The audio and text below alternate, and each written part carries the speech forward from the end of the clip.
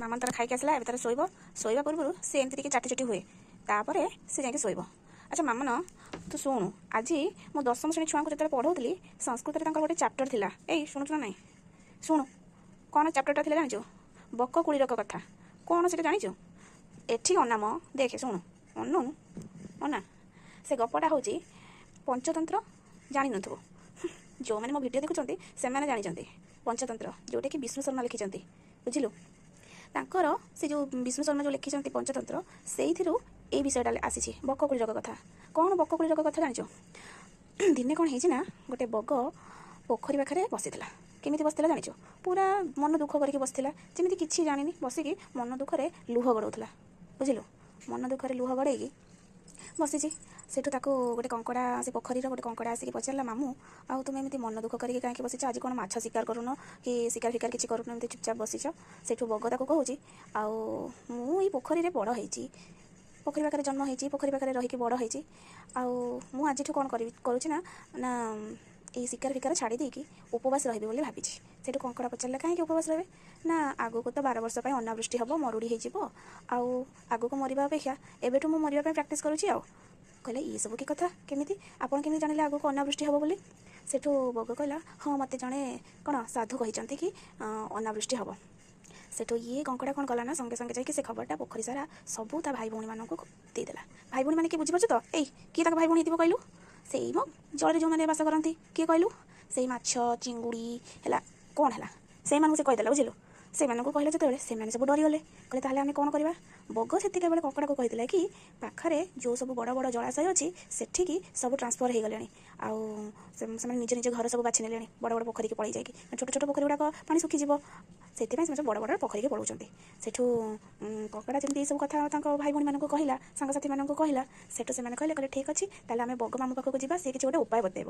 ବଗ ମାମୁଁ କ'ଣ କଲା ନା, କହିଲା ମୁଁ ତୁମକୁ ପାଖ ପୋଖରୀକୁ ନେବାରେ ସାହାଯ୍ୟ କରିବି। କେମିତି ସାହାଯ୍ୟ କରିବି? ନା ତୁମେ ମୋ ପିଠିରେ ବସିବ, ମୁଁ ତୁମକୁ ନେଇକି ପାଖ ପୋଖରୀରେ ଛାଡ଼ିଦେବି। ଶୁଣୁଛୁ ନା ନାଇଁ? ବଗ ପିଠିରେ ବସେଇକି ନେବ ସମସ୍ତଙ୍କୁ। ସିଏ କ'ଣ କଲା ନା, ଗୋଟେ ଗୋଟେ ଏମିତି ତା ପିଠିରେ ବସେଇକି ନେଇକି ଯିବାକୁ ଆରମ୍ଭ କଲା। ଯେମିତି ଷ୍ଟାର୍ଟ କରିଛି, ପାଖରେ ପିଠିରେ ତ ବସେଇ ଗୋଟେ ଗୋଟେ ବସେଇକି ନେଲା।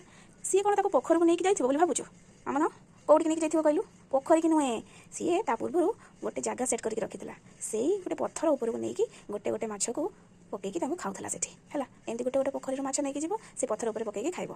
ଏମିତି ସେ କିଛି କିଛି ଦିନ କରିକି ପୋଖରୀରୁ ଉଠିଲା, ମାଛ ନେଇକି ଗଲା, ସେଠି ପଥର ଉପରେ ପକେଇକି ଖାଇଲା। ତାକୁ ଆଉ ଶିକାର କରିବାକୁ ପଡ଼ିଲାନି, କିଛି ଶିକାର ଫିକାର କରିବାକୁ ପଡ଼ିଲାନି, ଆରାମସେ ତାକୁ ଖାଇବା ମିଳିଗଲା। ସେଠୁ କଙ୍କଡ଼ା କହିଲା, ମାମୁଁ ତୁମେ ତ ମୋତେ ପ୍ରଥମେ କହିଥିଲ କି ଏମିତି ଅନାବୃଷ୍ଟି ହେବ, ମୁଁ ସବୁ କଥା ସମସ୍ତଙ୍କୁ ଜଣେଇଲି, ତୁମେ ଏବେ କ'ଣ କର ନା, ମୋତେ ନେଇକି ଚାଲ ସେ ପୋଖରୀକୁ। ମୁଁ କ'ଣ ଏଠି ଏକୁଟିଆ ରହିକି ମରିବି ନା କ'ଣ? ସମସ୍ତଙ୍କୁ ନେଇଗଲଣି, ମୁଁ ଅଛି, ଆଉ ଏବେ ମୋତେ ବି ନେଇକି ଚାଲ। ସେଠୁ ବଗ କହିଲା, ଠିକ୍ ଅଛି, ତୁ ମୋ ପିଠିରେ ବସ୍, ମୁଁ ତୋତେ ନେଇକି ଯିବି। ତାକୁ ନେଇକି ଗଲା। ବଗ ଭାବିଲା କ'ଣ ନା, ଇଏ ପାଣିରେ ଥିଲାବେଳେ ସିନା ତା'ର କରାମତି ଦେଖାଏ, ମାନେ ସମସ୍ତଙ୍କୁ ଆଟାକ୍ କରେ, କାମୁଡ଼ି ଦିଏ, ତା ଗୋଡ଼ରେ ସମସ୍ତଙ୍କୁ ଆଟାକ୍ କରେ, ଆଉ ଇଏ ବାହାରେ ମୋର କ'ଣ କରିବ? କିନ୍ତୁ କଙ୍କଡ଼ା ଯେତେବେଳେ ତା ବଗ ପିଠିରେ ବସିକି ଯାଉଥିଲା, ଗଲାବେଳେ ସେ ବାଟରେ ଦେଖିଲା, ସେ ଯେଉଁ ମାଛମାନଙ୍କୁ ଯେଉଁ ସବୁ ବଗ ଖାଇଥିଲା, ତା କଣ୍ଟା ସବୁ ପଡ଼ିକି ପୁରା ପାହାଡ଼ ଭଳିଆ ହେଇଯାଇଛି, ମାନେ କ'ଣ କଣ୍ଟା ସବୁ ଗଦା ହେଇକି ପାହାଡ଼ ଭଳିଆ ହେଇଯାଇଛି। ସେଇଠୁ କଙ୍କଡ଼ା ମନରେ ଡାଉଟ୍ ହେଲା। କଙ୍କଡ଼ା ବଗକୁ ପଚାରିଲା, କହିଲା, ବଗ ମାମୁଁ, ଆଚ୍ଛା ପୋଖରୀ ଆଉ କେତେ ଦୂର ରହିଲା? ସେଇଠୁ ବଗ ସାହସ କରିକି କହିଦେଲା, ମାନେ ସତ କଥା କହିଲା। କାହିଁ କହିଲୁ? ସେ ଭାବୁଥିଲା ଇଏ କଙ୍କଡ଼ା ମାରା କିଛି କରିପାରିବନି। କଙ୍କଡ଼ାକୁ ବଗ କହୁଛି, ପୋଖରୀ କିଛି ନାହିଁ, ଆଜି ମୁଁ ତୋତେ ଖାଇବି। ଏତେ ଦିନ ହେଲା ମାଛ ଖାଇ ଖାଇ ମୋ ପାଟିଟା କେମିତି ଗୋଟେ ହେଇଗଲାଣି, ଆଜି ମୁଁ କଙ୍କଡ଼ା ମାଂସ ଖାଇବି। ସେଇଠୁ କଙ୍କଡ଼ା କ'ଣ କଲା ନା, ବଗର ତା ତଣ୍ଟିକି ତା ଗୋଡ଼ରେ ଚିପି ଦେଲା, ବୁଝିଲୁ ନା ମାମୁଁ? କ'ଣ ଶୋଇପଡ଼ିଲୁ ନା କ'ଣ? ସାଙ୍ଗେ ସାଙ୍ଗେ ଶୋଇପଡ଼ିଲୁଣି? ହଁ, ହଉ ଶୁଣ, ଆଉ ଟିକେ ରହିଲା।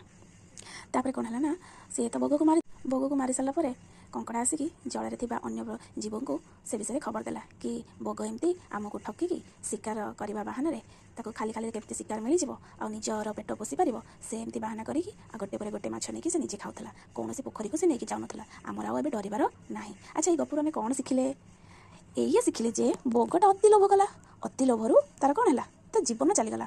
ମାମନ, ତୁ ଆମର ଅତି ଲୋଭ କରିବୁନି, ବୁଝିଲୁ? ଯେତେବେଳେ ଯାହା ମିଳିବ, ମାନେ ମାଛ, ସେତିକି ଖାଇବୁ, ଲୋଭ କରିବୁନି। ନା ମୋ ଝିଅ ଜମା ଲୋଭ କରେନି, ସେ ବହୁତ ଭଲ ସୁନ୍ଦରୀ। ଆଚ୍ଛା ସାଙ୍ଗମାନେ, ଆପଣମାନଙ୍କୁ ଏ ଗପଟି କେମିତି ଲାଗିଲା? ଆପଣମାନେ ପିଲାବେଳେ ଏସବୁ ଗପ ଶୁଣିଥିବେ, ମୁଁ ଜାଣିଛି। ଗପଟି ଭଲ ଲାଗିଥିଲେ ନିହାତି ଲାଇକ୍, ସେୟାର, ସବସ୍କ୍ରାଇବ୍ କରିବେ, ଆଉ ସାଙ୍ଗମାନଙ୍କୁ ଜଣେଇଦେବେ ମୋ ବିଲେଇ ବିଷୟରେ। ରହିଲି, ଜୟ ଜଗନ୍ନାଥ, ଆଉ ହଁ, ଶୁଭରାତ୍ରି।